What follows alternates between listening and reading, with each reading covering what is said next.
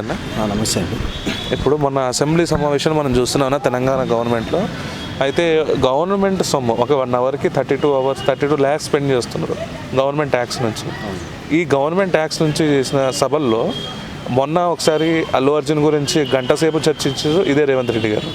మొన్న రీసెంట్గా ప్రజా సమస్యలు తీసుకెళ్తుండే జర్నలిస్ట్ పైన మీ బట్టలు కూడా తీస్తామంటున్నారు. దీనిపై మీ అభిప్రాయం ఏంటన్నా? భారతదేశంలో చెప్పాలంటే సార్ ఫోర్త్ పిల్లర్ అంటారు జర్నలిజంని. సో మ్యాక్సిమం ఇట్లా అనకూడదు. ఎందుకంటే ప్రతి ఇంట్లో ఇప్పుడు అందరూ బయటికి రాలేరండి. కొందరు ఇంట్లో ఉండి న్యూస్ అంటే ప్రపంచంలో ఏం జరుగుతుంది, సమాజంలో ఏం జరుగుతుంది తెలుసుకోవడానికి ఇంట్లో ఉండి కూడా ఛానల్స్ చూస్తుంటారు. సో ఈ రోజుల్లో ఏంటంటే రాజకీయాల్లో ఒక్కొక్కళ్ళకి ఒక్కొక్క ఛానల్ టైప్లో అయిపోయింది. సో ఫర్ ఎగ్జాంపుల్ ఏంటంటే బీఆర్ఎస్ ఒక ఛానల్, కాంగ్రెస్ ఒక ఛానల్, టీడీపీ అట్లా ఒక్కొక్క ఛానల్ ఒక్కొక్క లైన్. సో ప్రజలు ఏం చేస్తారంటే నిజమైన నిస్వార్థమైన రాజకీయం ఎట్లా జరుగుతుంది, సో ప్రజెంట్ సినారియో ఎట్లా ఉంది, రాజకీయాలు ఎట్లా ఉంది, సమాజం ఎట్లా ఉంది అంటే కొందరు మ్యాక్సిమం 70% ప్యూర్ పీపుల్స్ ఉన్నారు. వాళ్ళ కోసమైనా journalism very very important. So ఏదో రాజకీయం పరంగా జర్నలిజం ఉండకూడదు అంటే మరి ప్రపంచంలో కొందరికి చీకట్లో ఉండలేరు కదండి.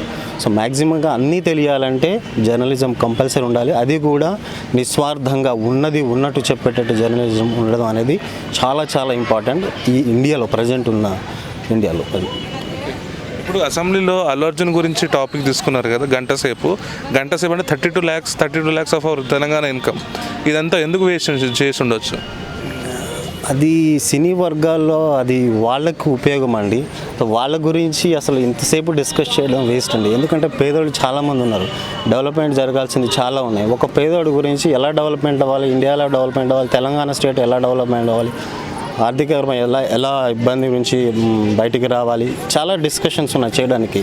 ఆల్రెడీ డెవలప్డ్ ఉన్న వాళ్ళు వేల కోట్ల ఆస్తి ఉన్నాయండి. వాళ్ళ గురించి డిస్కస్ చేయడానికి అసలు అసెంబ్లీలో టైం వేస్ట్ ఈ టాపిక్ల మీద అసెంబ్లీలో టైం వేస్ట్ చేస్తున్నారని నా యొక్క.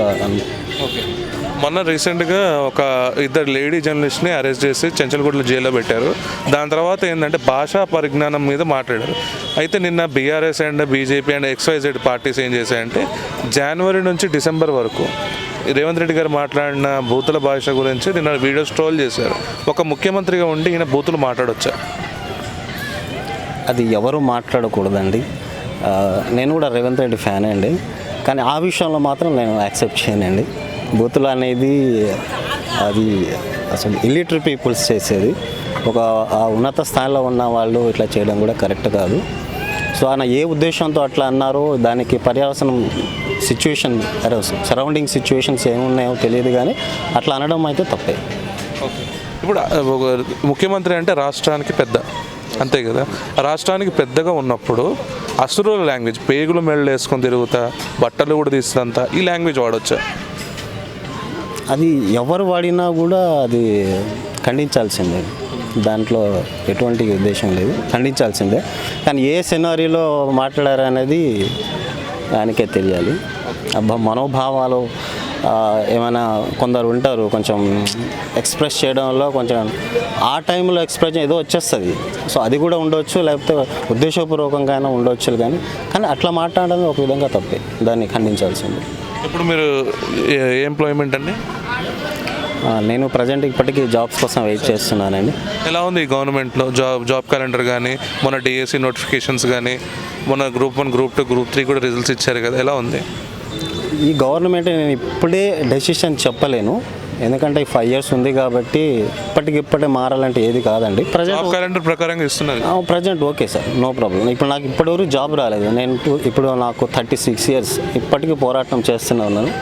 బట్ అది నాలో ఫాల్ట్ ఉండవచ్చు, నా ప్రిపరేషన్లో ఫాల్ట్ ఉండవచ్చు.